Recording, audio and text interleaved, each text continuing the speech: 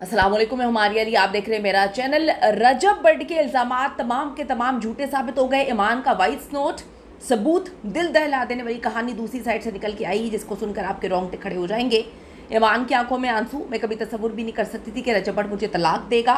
रजब की वालिदा जो हैं वो क्या ईमान से उकता गई थी? क्या वो अब ईमान को अपने घर में नहीं रखना चाहती थी? उन्होंने रजब बट को छूट दे दी कि तुमने इसको रखना है या नहीं रखना, तुम पर डिपेंड करता है। सब ने उसको ब्लॉक कर दिया। रजब जवाब नहीं देता था।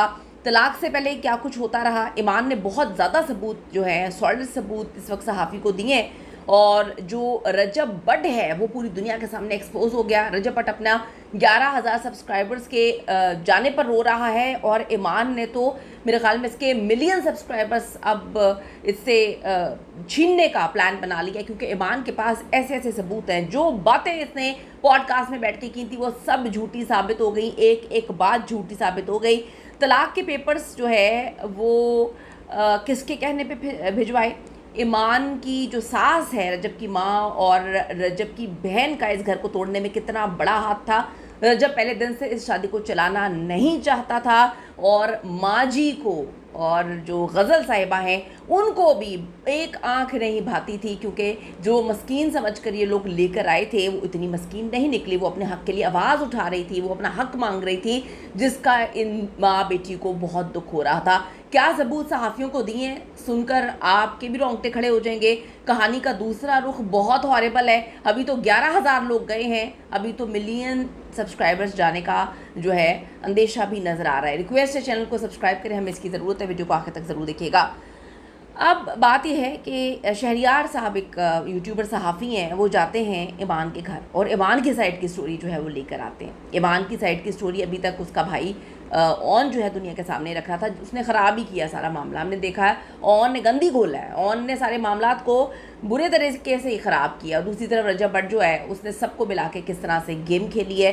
ये गेम बहुत पहले की थी। रजब बट ये शादी चलाना ही नहीं चाहता था, पता नहीं किस तरह से बच्चा पैदा हो गया। उसके बाद इनके ताल्लुकात ही नहीं थे, बातचीत नहीं थी, दोनों तरफ ईगो बहुत ज़्यादा थी।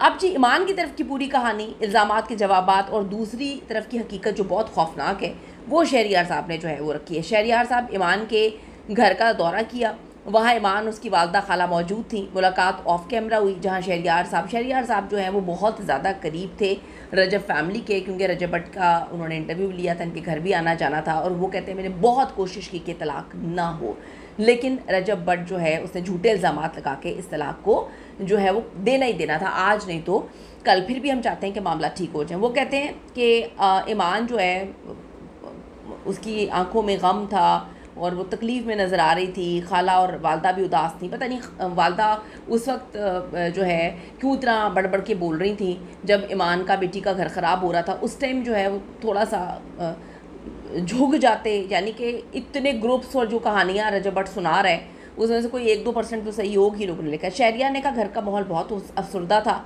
चोरी के इल्ज़ाम पे उसने बात की है कि जी जो परफ्यूम वगैरह की कहानी सुनाई है कि माँ जी, हमें बड़ी मिस्टीरियस लगी थी कि ईमान माँ जी पर परफ्यूम चोरी का इल्ज़ाम क्यों लगाएगी। बड़ा फजूल सा एक लेम एक्सक्यूज़ था, जिसे रजब बट का अगर आप उसका पोस्चर देखें, उसका कहने का तरीका देखें, अगर उसको कोई भी एनालिस्ट, कोई भी साइकोलॉजी जो पढ़ते हैं, साइकेट्रिस्ट जो होते हैं, जो देखकर चीज़ें मेरे ख्याल में अंदाज़ा लगाते हैं, वो भी बता सकते हैं कि जी वो झूठ बोल रहा था, पता चल रहा था कि ये फजूल बात है।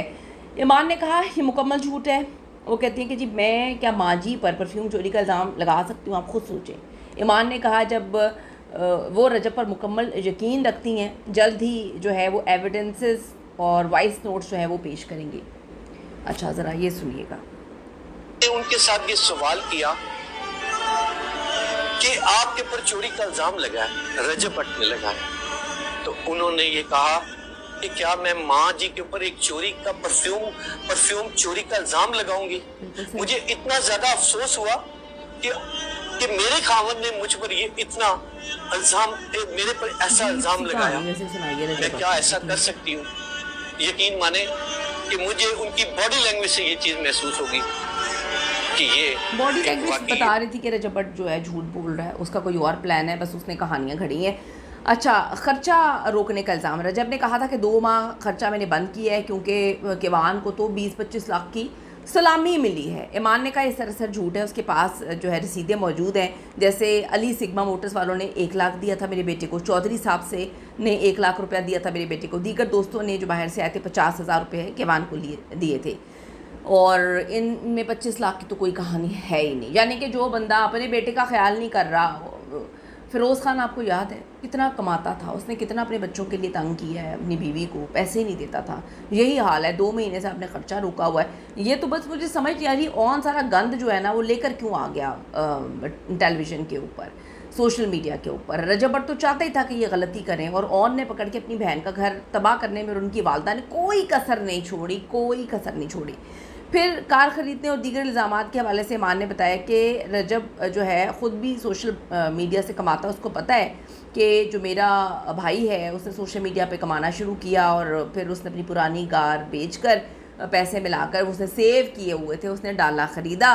तो रजब का ये इल्ज़ाम गलत है कि मेरे बेटे के पैसों से जो है वो उसने डाला ख़रीदा, मतलब 70-80 लाख रुपए का डाला ख़रीदा ऑन ने। बड़ी अजीब सी बात है कि उसके ख़रीदने की टाइमिंग भी बड़ी अजीब है। दूसरी बात ये कि उसने किस तरह से कमाया ये सब बहुत अच्छे से जानते हैं। उसने हर फीट पे बैठ के अपनी बहन और अपने बहनोई के बारे में डिस्कस किया, उनको गंदा किया है, अपनी बहन को मज़लूम बनाने की कोशिश की है। अगर वो मज़लूम भी होगी तो ऑन ने जितना गंद घोला है ना, यकीन करें तो वो उस तरह से उसने पैसे कमाए हैं। तो बड़े अजीब से मौके पर उसने गाड़ी ख़रीदी है। तो वो कहते हैं जी ये इल्ज़ाम झूठा है और ऑन ने अपने पैसों से गाड़ी ख़रीदी है। तलाक का नोटिस के हवाले से बता देंगे जी 9:30 बजे दस्तखत हुए, अगले दिन जो है वो पीर को इनको मिलता है। ईमान को अचानक वो कहते हैं, मैंने उसको कॉल की और बताया कि आपको इस तरह से नोटिस मिलेगा। उसने कहा नहीं मुझे यकीन नहीं आ रहा। वो कहते हैं जी मैंने हर जगह से पता कर लिया था कि ये आ रहा है, लेकिन वो कहते हैं कि मुझे यकीन नहीं आया। फिर रजब के लिए बात उन्होंने की कि जी आपने माँ जी से कांटेक्ट क्यों नहीं किया, माँ जी तो आपको बड़ी इज़्ज़त और मोहब्बत और प्यार देती थी। तो उसने कहा जी माँ जी ने मुझे ब्लॉक किया हुआ था। फिर उसने कहा जी सलमान को आप कॉल कर लेती हैं, तो सलमान ने भी मुझे ब्लॉक किया हुआ था। हर बंदे ने इनको ब्लॉक कर लिया था। अब दूसरे कुछ लोग रीज़न्स दे रहे हैं कि लोग क्यों ब्लॉक ना करें। आपने रजब भट्ट के हर दोस्त को जो है वो, आपकी वालदा ने हर दोस्त को वालदा ने जो है वो कॉल करके बताया है कि जी मेरी बेटी से अच्छे से बात करें, मेरी बेटी के मुंह में लुकमा डालें, मेरी बेटी के जो है वो उसको अच्छे से पानी पिलाएं। जब आप इस तरह की बातें करेंगे तो फिर आपकी बात की वैल्यू नहीं रहेगी। एक बंदा तो पहले से इंतज़ार कर रहा था, आपकी माँ उसको मौका देती गई।